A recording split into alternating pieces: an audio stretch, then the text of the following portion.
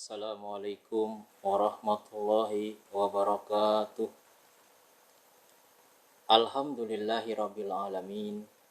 Wabihi nasta'inu ala umuri dunia wa din.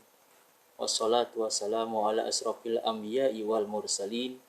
Wa ala alihi wa sahbihi ajma'in. Amma ba'du.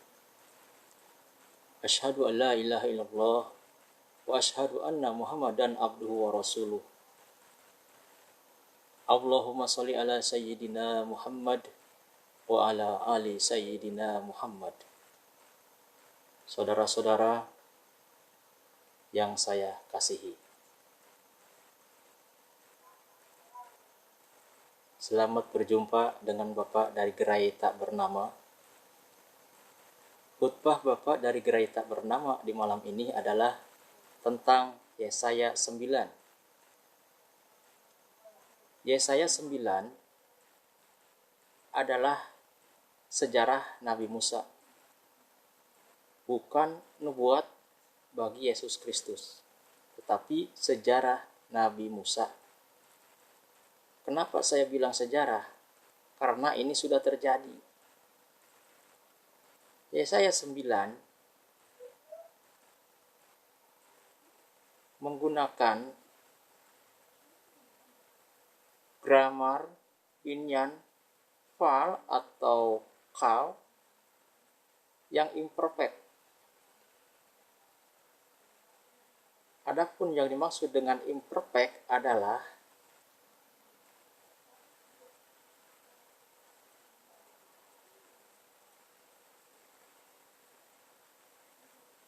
kala imperfect menjelaskan tindakan yang tengah berlangsung pada masa lampau. Kalau pengarang menggunakan kala imperfect, pasti mau menekankan keberlangsungan dari tindakan itu. Arti kala imperfect yaitu dipakai dalam sebuah kalimat untuk menunjukkan bahwa suatu pekerjaan atau perbuatan sedang dilakukan atau dilakukan berulang-ulang dalam waktu lampau. Kenapa disebut imperfect? Karena Yesaya 9 ayat 7 memakai binyan kal imperfect, yaitu di kata ta'aseh. Ta'aseh artinya adalah akan melakukan. Akan melakukan ini bukannya futur atau masa depan, tetapi imperfect, yaitu sudah dilakukan masa lalu. Akan melakukan hal ini maksudnya adalah akan melakukan dari Yesaya 9 ayat 1 sampai Yesaya 9 ayat 6. Maka disebut juga dengan present perfect tense. Itu dalam jenis kata dalam bahasa Inggrisnya. Adapun yang dimaksud dengan present perfect tense adalah suatu bentuk kata kerja yang digunakan untuk menyatakan suatu aksi atau situasi yang telah dimulai di masa lalu dan masih berlanjut sampai sekarang, atau telah selesai pada suatu titik waktu tertentu di masa lalu, namun efeknya masih berlanjut. Jadi Yesaya 9 itu menceritakan tentang Musa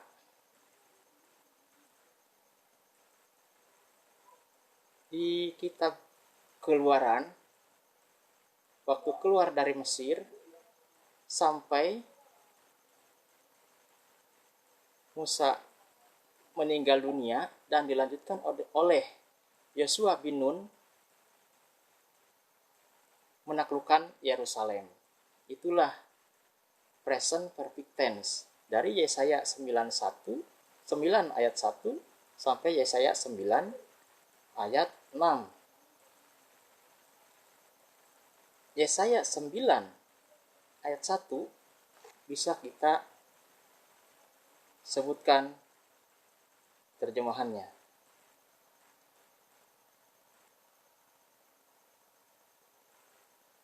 Tetapi tidak selamanya akan ada kesuraman untuk negeri yang terimpit itu. Kalau dahulu Tuhan merendahkan tanah Zebulon dan tanah Naftali, maka di kemudian hari Ia akan memuliakan jalan ke laut, daerah seberang sungai Yordan, wilayah bangsa-bangsa lain. Yesaya 9 ayat 1 ini adalah penjelasan dari Kejadian 47 ayat 6, terus nyambung lagi ke Yesaya ke Keluaran 1 ayat 11, nyambung lagi ke Yesaya 8 ayat 21. Jadi Yesaya 9 ayat 1 itu dijelaskan oleh Kejadian 47 ayat 6, Keluaran 1 ayat 11, dan Yesaya 8 ayat 21.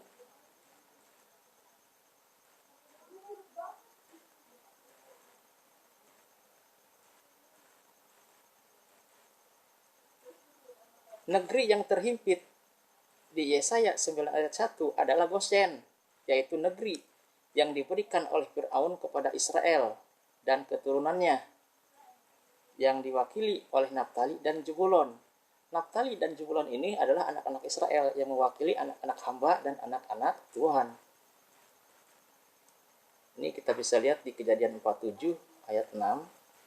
Terjemahannya adalah, tanah Mesir ini terbuka untukmu, tujukanlah kepada ayahmu dan kepada saudara-saudaramu tempat menetap di tempat yang terbaik dari negeri ini. Biarlah mereka diam di tanah Goshen, dan jika engkau tahu di antara mereka orang-orang yang tangkas, tempatkanlah mereka menjadi pengawas ternakku. Itu kata Fir'aun. Fir'aun sedang memberikan tanah hak milik kepada Israel dan anak-anaknya.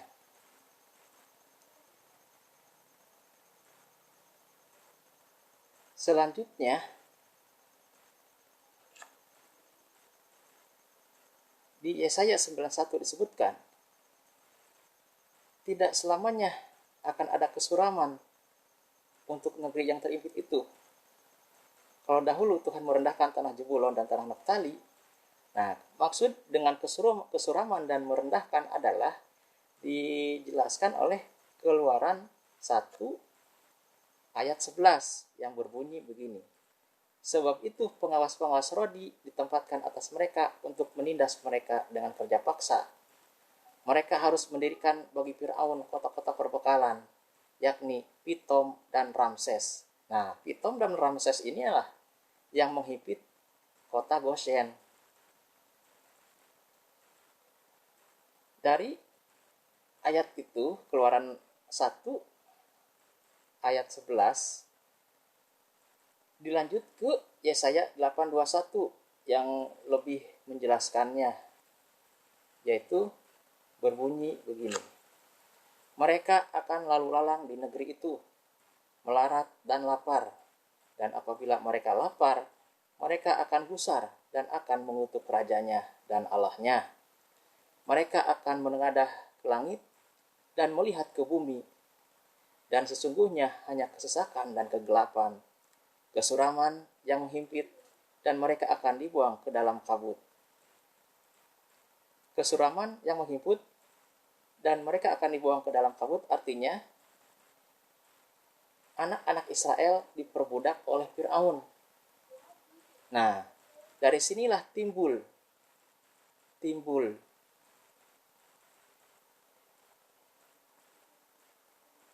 kecemburuan Tuhan kepada anak-anak Israel dan Fir'aun, karena Fir'aun telah memperbudak anak-anak Israel. Makanya di Yesaya 9:7 disebutkan kecemburuan Tuhan akan melakukan hal ini.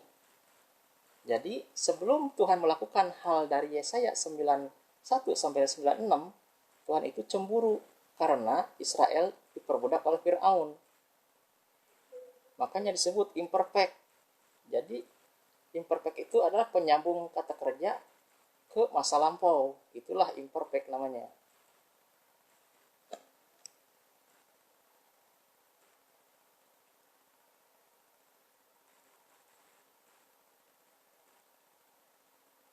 Yesaya 97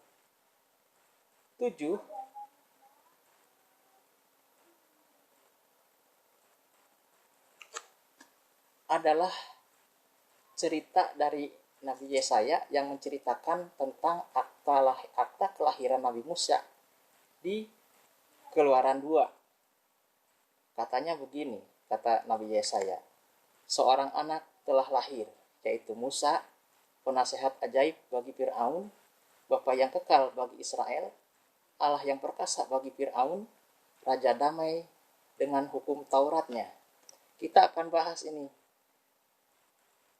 Seorang anak yang lahir ini, yaitu Musa, kita akan bahas. Kenapa Musa disebut penasehat ajaib bagi Fir'aun? Kenapa Musa disebut bapa yang kekal bagi Israel? Dan Allah yang perkasa bagi Fir'aun, serta raja damai? Kita akan bahas selanjutnya.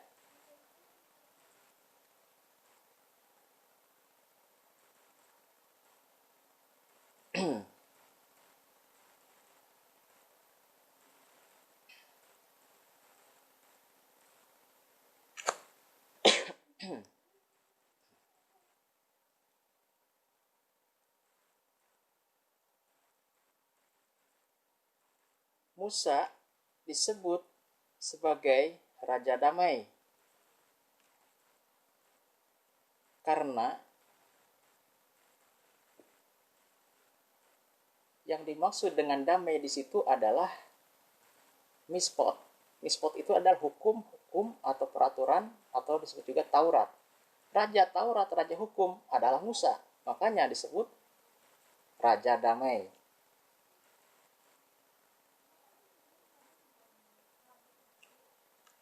Bapa yang kekal adalah Musa. Kenapa disebut bapa yang kekal? Karena di Keluaran 4 ayat 22 disebutkan yang artinya begini, maka engkau harus berkata kepada Fir'aun, beginilah firman Tuhan, Israel ialah anakku yang sulung. Nah, ini Elohim sedang memerintahkan Musa untuk mengaku kepada Fir'aun bahwa Israel itu adalah anaknya yang sulung. Berarti Musa adalah bapak dari orang Israel. Kenapa disebut bapak yang kekal? Karena kitab suci tidak bisa dibatalkan. Lihat Yohanes 10 ayat 34 sampai 35. Musa disebut bapak yang kekal karena kitab suci tidak bisa dibatalkan. Udah disebutkan di Keluaran 4 ayat 22 bahwa Israel adalah anak Musa yang sulung. Makanya Musa disebut bapak yang kekal. Sekarang kita masuk ke Raja Damai sudah, bapak yang kekal sudah.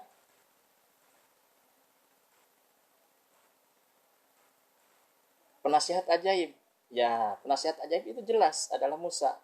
Karena Musa adalah yang menasehati Fir'aun. Fir'aun dinasehati oleh Musa atas perintah Elohim. Nah, makanya Musa disebut penasihat ajaib. Disebut juga Musa adalah Allah yang perkasa. Kenapa disebut Allah yang perkasa? Karena Musa diangkat oleh Allah di Keluaran 7 ayat 1 bahwa Musa adalah Allah.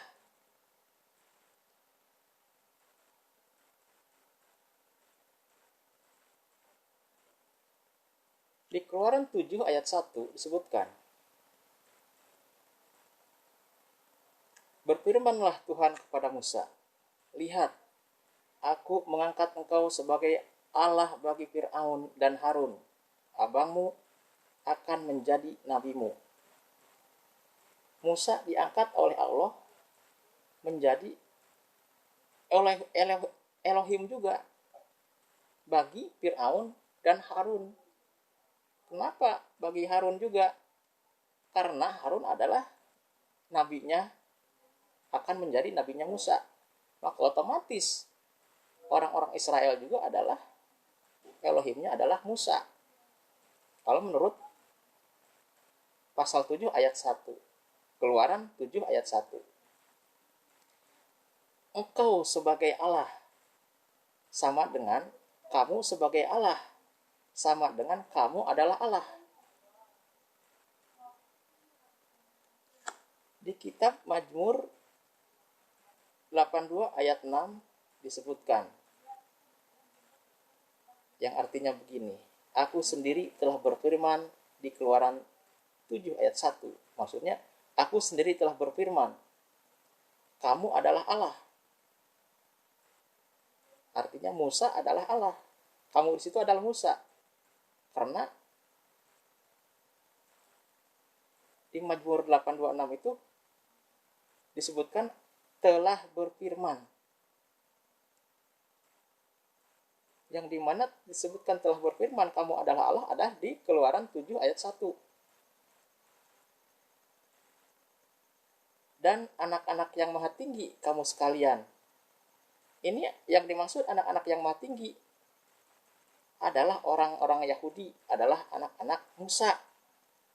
Anak-anak yang maha tinggi yang tadi disebut di Keluaran 4 ayat 22 bahwa Israel adalah anaknya Musa.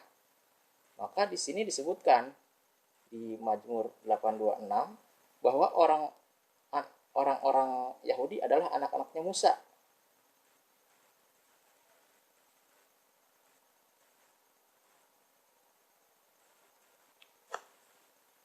Bisa dijelaskan juga di Yohanes 10:33. Di Yohanes 10:33 berbunyi begini. Jawab orang-orang Yahudi itu, bukan karena suatu pekerjaan baik, maka kami mau melempari engkau, melainkan karena engkau menghujat Allah, dan karena engkau sekalipun hanya seorang manusia saja, menyamakan dirimu dengan Allah. Ini orang Yahudi ini salah paham ini. Pengakuan Yesus sebagai anak Allah itu sebenarnya adalah anaknya Musa, bukan anak Allah yang pencipta langit dan bumi, tetapi anak Allahnya Fir'aun, yaitu Musa. Ini orang Yahudi salah paham di sini. Ayat Yohanes 10 ayat 34 selanjutnya berbunyi begini. Kata Yesus kepada mereka, tidaklah ada tertulis dalam kitab Taurat kamu, aku telah berfirman, kamu adalah Allah. Kata Yesus kepada mereka, tidakkah ada tertulis dalam kitab Taurat kamu? Nah, itu di kitab Taurat itu di mana? Ya di Keluaran 7 ayat 1. Yang berbunyi, kamu adalah Allah. Musa sebagai Allah bagi Fir'aun. Makanya ketika Yesus mengaku sebagai anak Allah, itu sebenarnya Yesus sedang mengaku sebagai anaknya Musa, bukan anaknya Allah pencipta langit dan bumi, tetapi sebagai anak Allah Fir'aun, Allahnya Fir'aun, yaitu Musa. Pasal selanjutnya Yohanes 10 ayat 34. Kata Yesus kepada mereka, tidakkah ada tertulis dalam kitab Taurat kamu, aku telah berfirman, kamu adalah Allah. Nah, itu Musa adalah Allah. Ayat 10, Yohanes 10 ayat 35. Jika mereka kepada siapa firman itu disampaikan disebut Allah, sedang kitab suci tidak dapat dibatalkan. Nah, Makanya Musa disebut sebagai Bapa yang kekal karena kepada siapa firman itu disampaikan? Disebut Allah, yaitu kepada Musa. Makanya Musa disebut Bapa yang kekal karena di Keluaran 4:22 disebut sebagai anaknya itu adalah Israel, itu anak sulungnya Musa. Makanya kitab suci tidak dapat dibatalkan. Disebutlah Musa sebagai Bapa yang kekal. Ini pasal Yohanes 10:35 harusnya kalau ditafsir itu begini, jikalau mereka tahu, harusnya begitu, jikalau mereka tahu kepada siapa firman itu disampaikan disebut Allah, yaitu kepada Musa, sedang kitab suci tidak dapat dibatalkan. Masihkah kamu berkata kepada dia yang dikuduskan oleh Bapa dan yang telah diutusnya ke dalam dunia, engkau menghujat Allah, karena aku berkata aku anak Allah? Nah, di Yohanes 10 ayat 36, Yesus bertanya kepada mereka, masihkah kamu berkata kepada Yesus, kepada aku? Dia itu Yesus maksudnya, yang dikuduskan oleh Bapa. Maksud dikuduskan oleh Bapa itu adalah dikuduskan oleh Musa melalui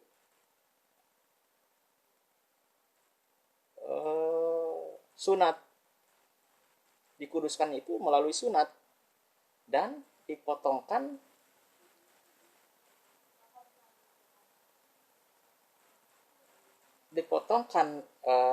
hewan bakaran, korban bakaran yang buat Yesus itu bukan domba ya, cuman 2 ekor burung tekukur. Itu maksud dikuduskan oleh Bapa, dikuduskan oleh Musa melalui hukum Tauratnya. Dan yang telah diutusnya ke dalam dunia, sebenarnya setiap nabi itu estafet. Setelah satu selesai misinya, maka dilanjutkan dengan nabi yang lain untuk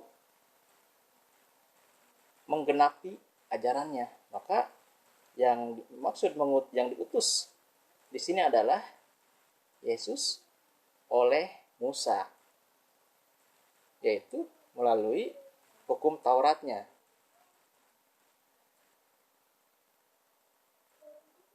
Engkau menghujat Allah karena aku telah berkata aku anak Allah, aku anak Musa.